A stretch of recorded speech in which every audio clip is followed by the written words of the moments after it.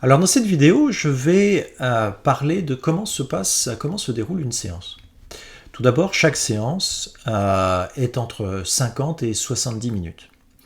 Il y a des exceptions, particulièrement sur des problématiques bien spécifiques. L'arrêt de fumée en est un bon exemple. On sait d'ores et déjà, enfin en tout cas mon mode de fonctionnement pour l'accompagnement des arrêts de fumée fait que la première séance est toujours plus longue. On le sait à l'avance, et en général entre une heure et une heure et demie, et plutôt une heure et demie qu'une heure. Alors c'est sûr que ça dépend de là où on est, la personne qui vient pour arrêter de fumer, dans sa maturité, dans le fait qu'elle soit prête à arrêter de fumer. Mais globalement, la première séance est d'une heure et demie. Il y a une autre vidéo que vous pourrez consulter sur les arrêts de fumée qui donnera plus d'informations sur la manière avec laquelle j'accompagne les arrêts de fumée. Donc je m'arrêterai là pour les détails sur les arrêts de fumée.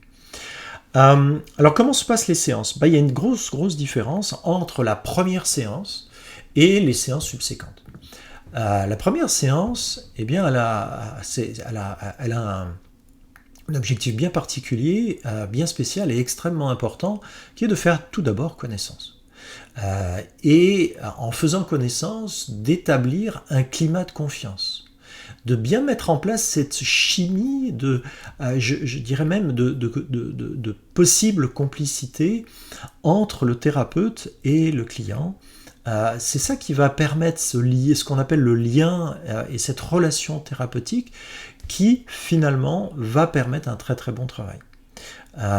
S'il n'y a pas ce lien et ce climat de confiance, bien les personnes ne vont pas dire ou se confier ou exprimer ce qu'elles ont au fond du cœur, et ça peut être profondément préjudiciable au bénéfice de la thérapie. C'est un peu, j'utilise toujours la métaphore, s'il y a quelqu'un qui frappe chez vous, et puis dès que vous ouvrez la porte, cette personne vous bouscule et s'engouffre dans votre maison, visite toutes les pièces, et puis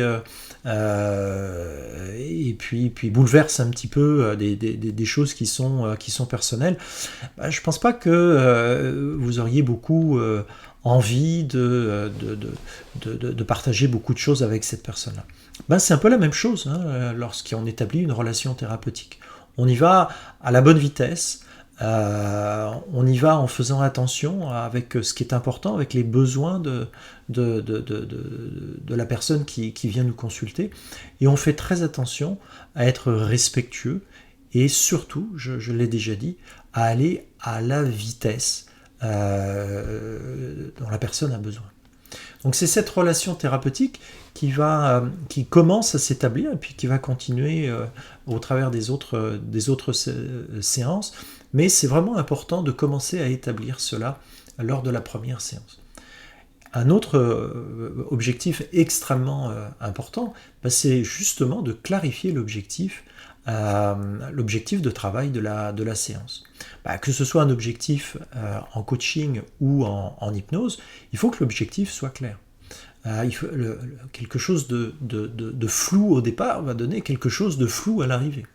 Donc on utilise très souvent, puis ça dépend des thérapeutes, mais moi de mon côté j'utilise très souvent l'acronyme SMART, qui veut dire spécifique, mesurable, atteignable, réaliste et temporel. Donc on va passer au travers de toutes ces notions-là pour bien s'assurer, et puis d'autres notions également, mais pour bien s'assurer qu'on établit ensemble un objectif clair et précis.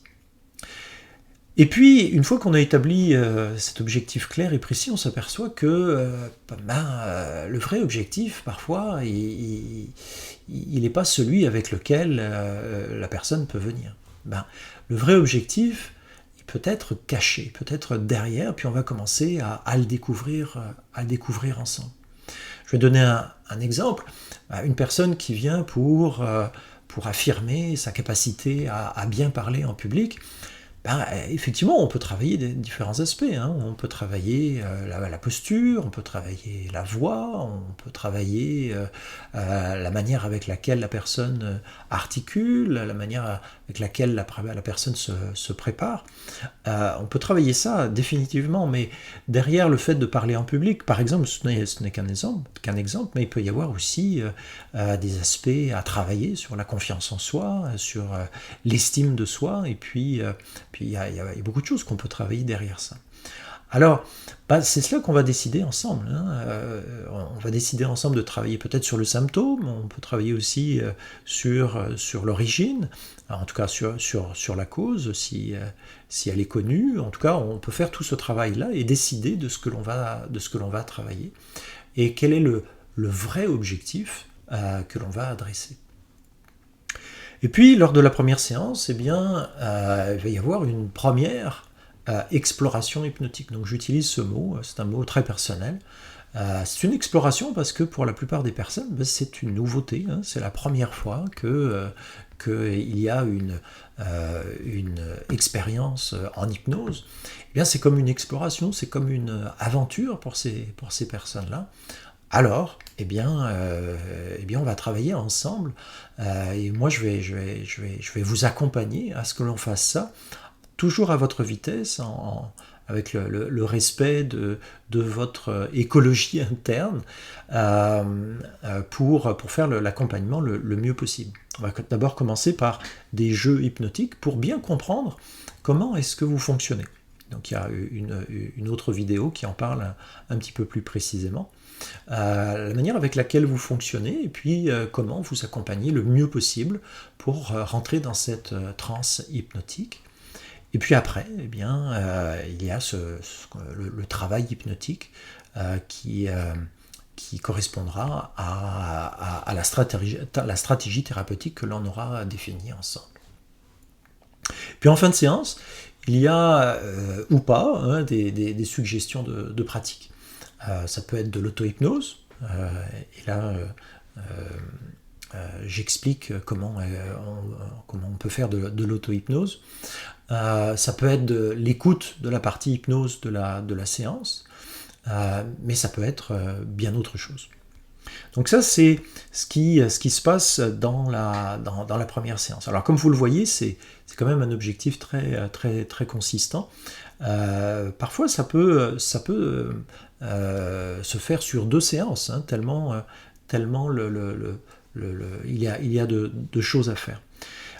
Ou à ce moment-là, si je vois que arrivé à la moitié de la séance, il reste encore beaucoup de choses à faire, à ce moment-là, je vais vous proposer de dire qu'est-ce que vous choisissez. Soit éventuellement, on peut ensemble, d'un commun accord, faire une séance plus longue, qui pourrait être une séance d'1 heure et demie. Et à ce moment-là, le prix sera au prorata, et évidemment du temps passé. Ou à ce moment-là, il y a certaines choses que l'on peut couper pour avoir une première séance la plus efficace et la plus satisfaisante possible.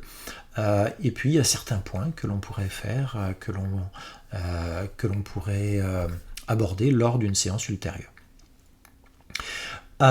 Les séances ultérieures, les séances subséquentes, comment se passe-t-elle ? En général, on a déjà identifié l'objectif, mais c'est pas forcément le cas tout le temps.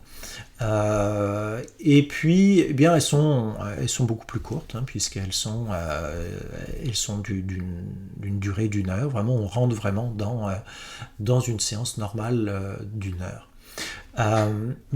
Lors de la séance subséquente, moi je vais partir de ce avec quoi vous venez.